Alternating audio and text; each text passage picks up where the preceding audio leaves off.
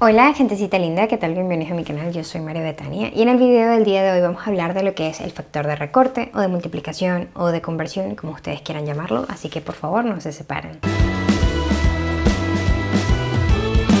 Personalmente creo que este es uno de los conceptos donde más dudas tenemos porque sabemos que existe un factor de recorte, sabemos que cambian algunas cosas, sabemos que está el APS-C y el full frame, pero realmente no estamos 100% al tanto de qué es lo que sucede y qué beneficios o desventajas nos puede traer eso a nosotros. Y lo ideal aquí es empezar por el inicio y es explicándoles qué es el factor de recorte. Que ustedes le pueden llamar como quieran, factor de multiplicación, factor de conversión, sean libres de ponerle el nombre que más les guste porque al final la teoría es exactamente la misma. Ese factor de recorte se refiere a la relación de tamaños que existen entre las diferentes dimensiones de sensores y aquel que nosotros tomamos como estándar para muchas cosas en la fotografía, como lo es el sensor completo o full frame, que tiene una medida similar al de la película de 35 milímetros. Por no decir que igual, porque hay unas ligeras variaciones y todo eso, pero es ya entrar en demasiado detalle. El punto es que cuando empezaron a crearse las cámaras digitales, trataron de guardar las mismas dimensiones que tenían en ese momento las películas de 35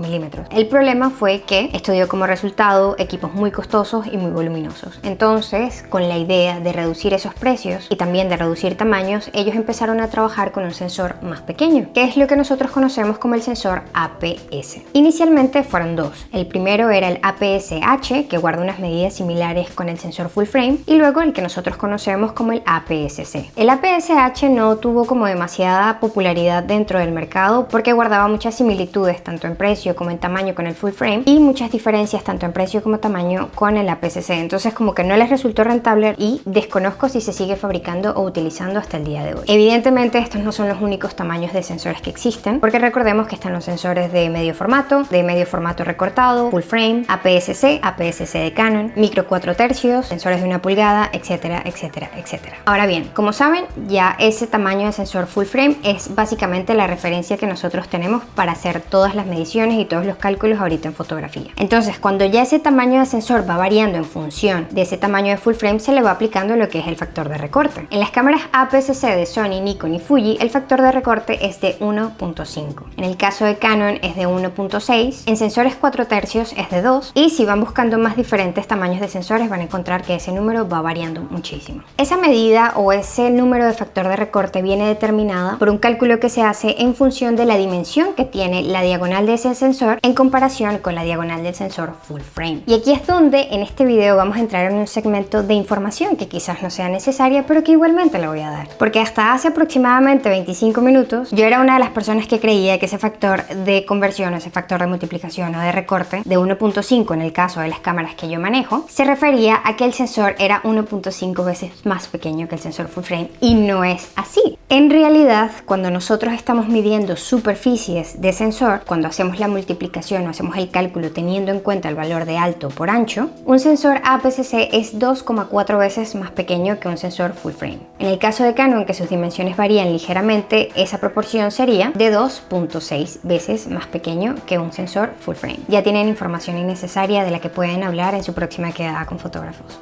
Ahora bien, ya que conocemos el valor, ¿en qué exactamente nos puede estar influenciando eso en nuestra cámara y sobre todo en nuestra imagen final? Y realmente nos va a influir en muchas cosas, específicamente cuando hablamos de sensores propiamente o hablamos de ese tamaño del sensor propiamente. Cosa que yo no voy a indagar mucho aquí porque solo voy a explicarles o contarles un poco de cómo funciona el factor de recorte en relación a las ópticas con las que nosotros trabajamos específicamente en el ángulo de visión.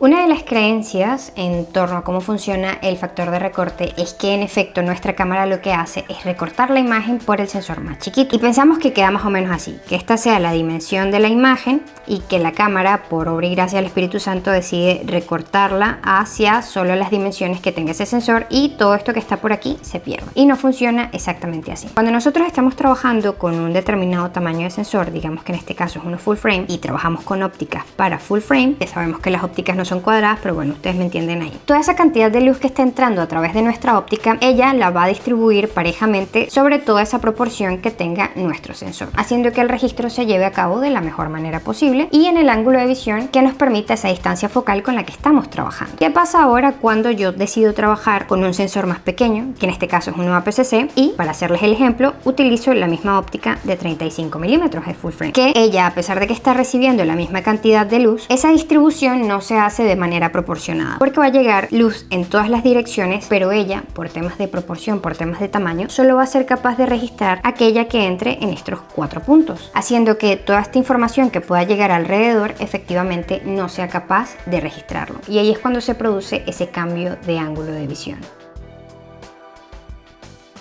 Ahora bien, y aquí viene otras de las creencias o quizás de las dudas que más tenemos, y es que pensamos, vale, si yo estoy trabajando con un 35 milímetros para full frame en mi cámara full frame, ese ángulo de visión va a ser propio de esa distancia focal. Ocurre lo mismo si yo estoy trabajando entonces con un 35 milímetros APS-C en una cámara APS-C. En este caso no va a ser posible, porque no se trata de un tema de lente o de la distancia focal, sino propiamente del sensor. Ese factor de recorte va a ocurrir sí o sí. Entonces, ¿por qué se recomienda trabajar con ópticas para APS-C?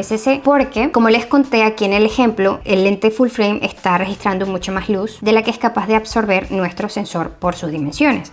Entonces, ¿qué pasa cuando yo tengo un sensor APS-C y le pongo una óptica APS-C? Que esa luz o esa distribución de la luz va a ser mucho más proporcionada y por ende, en teoría, porque hay quienes afirman que de verdad afecta mucho, eso puede traernos beneficios a largo plazo cuando estemos trabajando con nuestra cámara. Digamos que es para asegurarnos de que esa luz entre de una manera correcta a ese tamaño de sensor y se aproveche todos los beneficios que este nos pueda dar. En este tema en particular de las ópticas para APS-C, ópticas para full frame, si funciona en una cámara, si funciona en la otra, no voy a ahondar mucho porque yo ya tengo un video hecho con muy buenos ejemplos hablando de todas las monturas que existen de cámaras de diferentes formatos que la comparten, y si les interesa verlo se los voy a dejar por acá porque créanme que tiene información que vale la pena. Para dejar claro que esto es algo del sensor y no necesariamente de la óptica, les voy a hacer un ejemplo más visual. Yo aquí voy a hacer esto con una Sony A7 IV y un 35 milímetros. Esta cámara, siendo una cámara full frame, no sé cómo lo hace, pero tiene la capacidad de ponerse en modo crop o modo APS-C. Esto es una muy buena opción si por ejemplo estás probando ópticas APS-C o las tenías ya y las quieres aprovechar, entonces ella entra como en un modo de recorte en el que tú puedes aprovechar eso, porque recordemos que cuando las ópticas APS-C las ponemos en cámara full frame se produce una especie de viñeta, porque como les digo tiene una superficie muy pequeñita y no alcanza a cubrir todas las dimensiones de un sensor full frame, entonces solo manda luz a cierta cantidad de ese sensor y es cuando se produce una viñeta bastante fuerte. Entonces yo voy a dejar mi cámara justamente en la misma distancia a mi escena, que es esta que tengo por acá, y fíjense que este es el ángulo de un 35 milímetros en una cámara full frame. Pero ¿qué pasa cuando yo, sin mover ningún otro parámetro, ni hacer un recorte de una foto, ni nada por el estilo, me voy directamente al menú, le digo que en la APS-C, que en la toma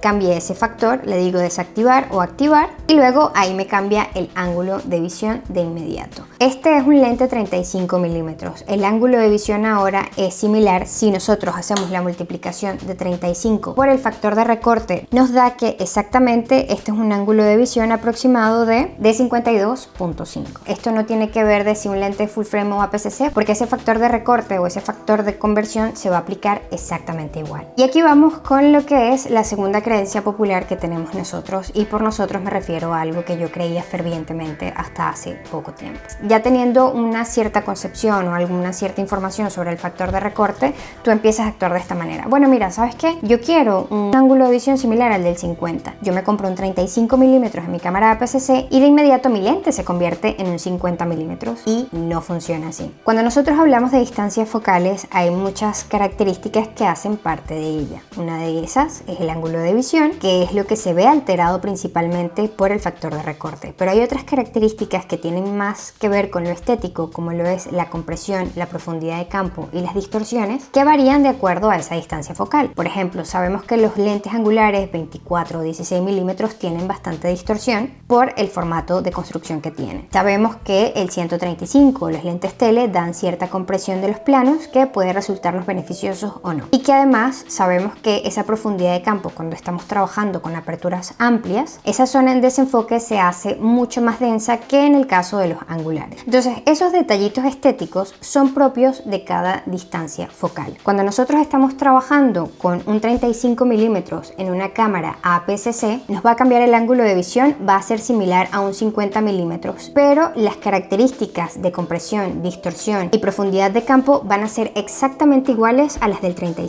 milímetros. Entonces tomen esto en cuenta en caso de que ustedes en algún punto quieran cierto look específico de una distancia focal, ya saben que tienen que ir propiamente por esa distancia focal y tener en cuenta que ese ángulo de visión va a cambiar. Ya para concluir, como les dije al inicio, no solo en el ángulo de visión altera el tema de los tamaños del sensor, pero eventualmente haré un video explicando más a profundidad eso, porque ya cuando hablamos de sensores propiamente influyen muchas otras cosas que hace que la información sea un poco como más complicada de dar, pero lo haré. Ahora bien, el factor de recorte en cuanto a las ópticas es necesario que ustedes lo tomen en cuenta en caso de que quieran hacer algún tipo de inversión o algún tipo de compra. Como les dije en algún punto, lo óptimo o lo que mayormente se aconseja es que trabajen con ópticas propias del tamaño del sensor de su cámara. Pero si por ejemplo tú me dices a mí, María, ¿sabes qué? Yo tengo una APS-C ahorita, pero a largo plazo o en unos añitos quiero pasarme a full frame. Ahí ya no tiene mucho sentido que inviertan tanto en ópticas APS-C, sino que traten de ir migrando poco a poco a ópticas full frame. La ventaja es que las pueden usar en su cámara APS-C, lo que sí es que son muchísimo más costosas las ópticas full frame que las APS-C. Un 30 mm Sigma de f1.4 para la cámara A6400, que es una APS-C, puede estar entre 260 y 280 euros. Mientras que cuando hablamos de un lente de las mismas características en luminosidad para una full frame, fácilmente puede superar los 1000 euros si buscamos lentes que sean de buena calidad. De todas maneras, que recuerden que ustedes hacen esas elecciones en función a las necesidades que tengan, y solo mi labor el día de hoy con ustedes fue explicarles un poco más cómo es que funciona eso, principalmente porque yo no estaba muy al tanto y me gusta mucho resolver dudas que tengo y ya luego pasárselas a ustedes. Es como mi manera de internalizarlo todo. Pero bueno, si tienen algún comentario extra que hacer sobre este video, me encantaría leerlos. Por favor, háganlo en la caja de comentarios. Si quieren seguirme a través de mi cuenta de Instagram, me lo pueden hacer para que sigamos conectados por allí. También agradecerles por quedarse hasta el final otra semana más y decirles con todo el cariño del mundo que nos vemos en el próximo video.